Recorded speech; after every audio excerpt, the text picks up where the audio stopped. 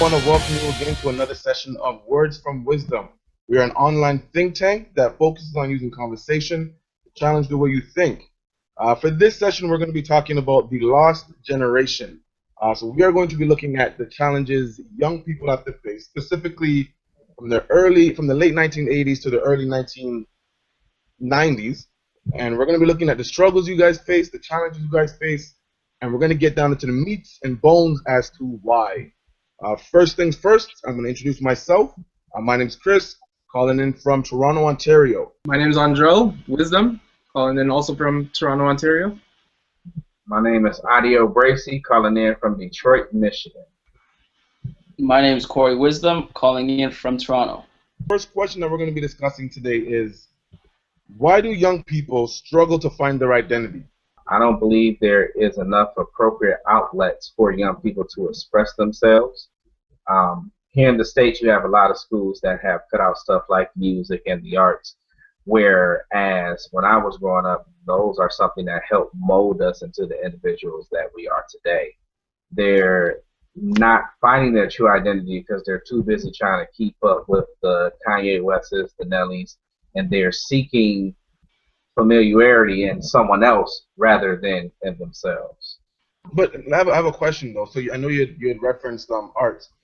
Like, is arts and all that stuff primarily where I guess a lot of young people from in this generation where their identity might come from? I think all extracurricular activities is where that comes from. Because once you get involved in those, whether it be sports, whether it be the arts, whether it be a chess club, once you dabble in those things, you then realize what it is that you truly do and do not like. And out of that self-awareness comes the presence of self. Then from there, you begin to shape who you actually are. And then that's when you begin to link with people of like mind and like thought processes to get a greater sense of self. Okay, so you're saying then that it's more of almost like a testing ground, right? So the having the extracurricular activities, and that makes sense. Having the extracurricular activities is more like a testing ground for, okay, I get a chance to dabble in this. If I don't like this, I can move to something else. Yes, it's because you're getting to meet people of different faiths, people of different backgrounds, people of different ethnic groups and different income levels. Because majority of the young people that we have nowadays, the main thing that they do is they sit inside, whether it be a house, apartment, and they focus on video games or social networking, where they really don't get to converse and interact with live people to figure out who they are. Here's the thing, though, and I'm gonna let the other guys chime in a second, but you have all these people. I mean, you Google youth programs, and I'm sure hundreds of different things will pop up. Yeah. What's the main issue? Because I don't feel like it's as though people aren't doing it, or they're not. The programs aren't out there, or is it just that the programs aren't adequate? For myself, I think what it boils down to is, yes, I do agree it takes a village to raise a child, but I also do believe that just the change in pace that we've seen as far as the workforce, how that all operates, and it really just appears that parents are kind of going 24/7. I really do believe that that's caused a problem as far as how children are being brought up. And in addition to that, it seems like they're not maybe given the attention that they need. Parents aren't being as diligent, I suppose, in ensuring that their kids are getting the correct direction, and even doing the screening of their friends to make sure they're kind of hanging out with the correct people, and that type of thing. So I would say that for me, the reason most kids are struggling with their identity would probably have to stem from the core family unit. See, I hear what you're saying, Andrew, and you know what? I guess in my perspective, I'm not a parent yet, but I feel like it's so easy to just blame the parent. It's so easy to say, well, it needs to start from the parent. The parent needs to do this. The parent needs to do that. Yeah, I get the fact that they popped out Tommy, but if we're talking about a village raising a child, right, village raising a child, at what point is the village going to step in? At what point are we going to step in and say, okay, you know what? I mean, when you think about it, the parents have to work. If they don't work, CAS, we have CAS up here. I don't know what you have over there, Adio. CPS, Child Protective Services. Okay, okay. So CPS or CAS is gonna hop in, and they're gonna take the child from the parent if they're not getting that physical the physical whatever they need. Yes, But now, absolutely. so parents can't stop working. You know what I mean? Right. So now, for myself, I know that when I was younger, I had a part-time job working at McDonald's, and I'd come home I'd go from school, I would go to McDonald's, and then I'd get home. I'd barely see my parents. Maybe when we go to church on Saturdays, that's when I actually saw my parents. And maybe on Sundays when we had like, remember when you have those early morning devotions on Sundays, Sunday morning? Yep. But those were probably like the only 2 times I saw my parents. So now, in that respect, you can't tell them to stop working because they have to work. So it's almost like now the community has to step in and say, okay, guys, like, we need to do something that's relevant to them. But still, everything starts at home. Agreed. And I normally, every time something happens with young people, I always be funny and be like, I blame the parents. You know, but you make time for what is necessary. If you are courting a young lady, for example, but you work a whole bunch of hours and y'all really date, you gonna make time to see that young lady, no matter what you gotta do. If this guy's like, you know, baby, I know you're gonna be sleepy, but I get off at midnight. Maybe I could just stop by for a couple of minutes, bring you something to eat, do whatever, and then I'm gonna go ahead and bounce because you make time for what you want to make time for. Now, if you all both are working a lot, there still needs to be some type of bonding experience that you make with your kids.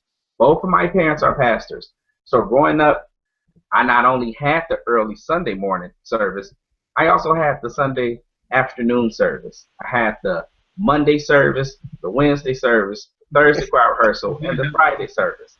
You know what I'm saying? So, but faithfully, every Saturday morning, you know what I'm saying, my father woke us up. We had a routine. We went to McDonald's. We got the big breakfast. After that, we went to the park. After that, we went to a Mexican restaurant. And he made time for us every morning before we left for school. Whether he was asleep or not, we went in the room. He woke up. He said a prayer over us. They told us they loved us and sent us about our way. You know, so the times that they weren't present, that's when the other team stepped in to help with that.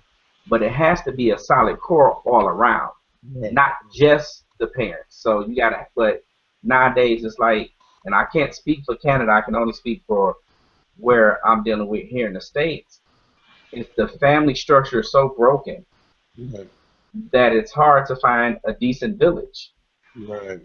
And that's where people like us come in to kind of try to fill in the blanks from where their village is destroyed, because what they're being raised in, you know, is not necessarily what needs to happen, but to them that is right because that's all they know. Okay, Corey, I'm not sure if your mic is muted or if you're just not talking. But, No. I mean, you guys have pretty much covered it. I mean, Adio's second part there, I think he basically covered everything I was gonna say in regard to the home. So I mean, like, no, you guys covered that much. So okay, so with the home part, right? Adi, you mentioned that, and that was a really good point. You had said that the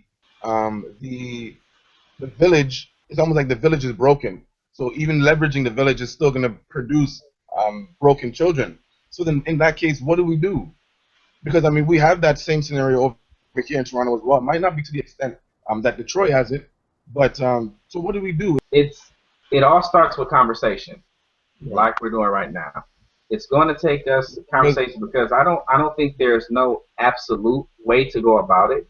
Right. But I do believe it's going to take some people who are passionate about people. My personal opinion is you have a lot of young people who are having children now. A lot of the ages are dropping lower and lower. So you have 11-year-olds having children now. Yeah, 12-year-olds. So what I think is going on is you have a lot of people who have not been properly taught how to be a man or a woman, who are now bringing seed into the world, and I cannot teach my seed what I have not been taught myself. So I am now teaching you what I know is right, and I really didn't have any teaching because I'm young in age already.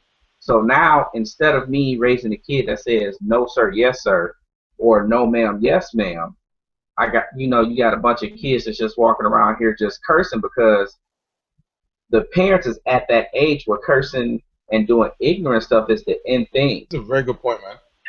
It's interesting because it's so different now. The younger generation, it's crazy because as you said, when I was growing up, it had to be yes sir, yes ma'am. When I was speaking with my grandmother, um, I would have to say yes grandma, no grandma. I remember there was one time where I didn't say that, and she took out the wooden spoon and she attacked me, bro. Like she attacked me. If I can say, I mean, also I believe that especially in our community, the black community, as Audio said, you know, there's not really that many positive role models. So I mean, I don't want to focus on the black community because it does apply to youth all across the board. But you know, there's not a lot of role models or positive role models, right? And the media is so easy to access, so prevalent. So when you turn on the TV and you see, say, a rapper doing this and a rapper doing that, and the media glamorizes it and makes you feel as if, okay, well, you know what, this is what you need to do to feel like you're belonged, or this is what you need to do to make you feel like you're wanted, then a lot of people who don't have that firm grounded that start from home, they don't understand any better, and that's what they probably seek to do. You know, we don't have enough men in the society to educate young men and be like, you know what, it's not okay to have 20 different girls. It's not okay to be sleeping around a serial man sleeper around, whatever you call it. And you know, a serial, yeah, exactly. A serial man sleeper. It's not, you know what I'm saying? We don't have somebody to show them that. And a lot of these men, they come from, you know, a lot of single parent homes. So of course it's much harder for a woman to raise a man than the male figure there. I'll never forget, I was watching what was the show? It was a documentary. And this young black kid, he's actually from Detroit, and his father was in prison. Every day he's in fights at schools. He has a temper, he's angry. His mom just collects welfare, sits at home. So he always said that he wanted to go see his dad. And when he saw his dad, he broke down. Is it Last Chance High? Last Chance High on Vice News? Yes. And he broke down and he saw his dad and he was crying and saying, you know, no, do you ever think about me, this, that, and the third? So it shows the need for that male figure and that leadership in order to educate the next generation coming up, so those things don't repeat itself. Is it really that there's not enough positive role models though? Because I mean, I feel like there is. It's just that they don't make news in a sense, and I say that because who would you rather have, a young, let's say a male figure who spoke with a group of high school students and really inspired them, versus a male figure who went and robbed a store, killing one old lady and kidnapping a friend or kidnapping her friend? Like, yeah. You know, can we really? Okay, can you really blame the media? Because I know we really like to jump on that, but can we really blame them if they're a business and they just want to make money and they're about ratings? Like, can you blame Coca-Cola for putting out drinks that destroy the body? Isn't it up to us to kind of filter in what we take? I understand why they come at it like that, because I mean it's profitable. It's right. Absolutely more profitable, and it's more exciting and interesting to consume. You know, things that are more ridiculous. Like, why would this person ever do that? You know, but at the same time, we have to blame them to some degree, just because they have everybody watching them, and a lot of people aren't able to look at things and say, well, okay, this guy did that, so like, you know, maybe I shouldn't necessarily think about a whole culture just like that, because, you know, that's a statistical anomaly or something like that. Like, lots of people don't think that way, and they just take it as, oh, he did that, so therefore, you know, maybe they all have to be like that, or he did that, so therefore, you know, maybe this is something I should try and perpetuate as well. Like, I really think it's up to the education of the people. I think that they need to know that, okay, like for instance, if you were to watch a news report, would you take it as it is, or would you say, okay, you know what, this is interesting, let me go do a bit more research, versus just taking it as CNN saying. Yeah, but you know, unfortunately, the unfortunate part about that is that not everybody thinks that way. Like, for myself personally, like, I think that, you know, when I hear just about anything, like, I have my phone nearby me and I Google everything to ensure, like, you know, just to do some background checks as far as, like, you know, where they're getting their sources, you know, is this true? Is there other people to back that up? But unfortunately, not everybody is anywhere near that. They just take it and run with it. No, I agree. I agree with what you're saying, but then let's think of it like this then. So then what should we really be teaching these younger people growing up? To be more critical thinkers, or are we trying to change the the media environment where they're just kind of giving more unbiased viewpoint. Well, I'd say both. Why is it that we can't tell the raising generation up to say, okay, guys, don't take everything as is. Go and do and think critically about whatever it is that's being presented to you. So that way now it's when they come to teachers, they think the same way. When they come to their employers, they think the same way. Where they're thinking more critically versus everybody on the outside trying to give a more unbiased viewpoint. Yeah, no, I agree with you. I think it has to kind of go both ways. Like, as far as our education goes, we should, yes, absolutely be taught to, scrutinize and highly consider where is this information coming from and how accurate is it really. And in addition to that, just like as what Corey mentioned, as far as the government does place these, that companies like McDonald's, they have to put their nutritional values, just because not everybody can be an expert in all those different areas. So it's kind of important for the government, where possible, without becoming a nanny state, so to speak, can just help us out as consumers to ensure that we're not doing things that are killing us. No, I hear what you're saying. I mean, I do get it, but I feel like, yes, we can blame the media, but a part of the onus is on us as well, where we need to be more critically, we need to think more critically, and we need to question things like statistics that they send out there, like 50% of black males drop out of school. Like where are they getting their sample from? Like, what really, like, when we hear things come from them, we need to challenge them. I think it goes back to our original statements about everything starting at home. Right. You have to teach your children. The conversation has to start at home. You are your child's first teacher. Right. So nowadays, families here don't really eat at a dinner table anymore. Everyone kind of eats in their own separate spots, and they're still doing their own separate thing. There is no communication. So what needs to happen is everyone needs to eat together, and then it needs to go to basic conversation. So, Johnny, how was your day at school today? Oh, Dad, it was good. Blah, blah, blah, blah, blah, blah. Everyone goes around the table and shares information. There's museum. Take children to the museum. Take children to different parts of town. You have kids that are in Detroit who live on the west side who have never been to the east, or who have never been to the suburbs of either side of town. And when you take them there, it's like, oh my God, they're, you know what I'm saying? It's like they're in shock because they've never seen that part.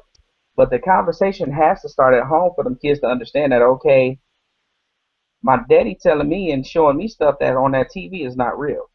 Right. You have to be an example to your daughter to let them know that the Real Housewives of Atlanta is not how women are supposed to act.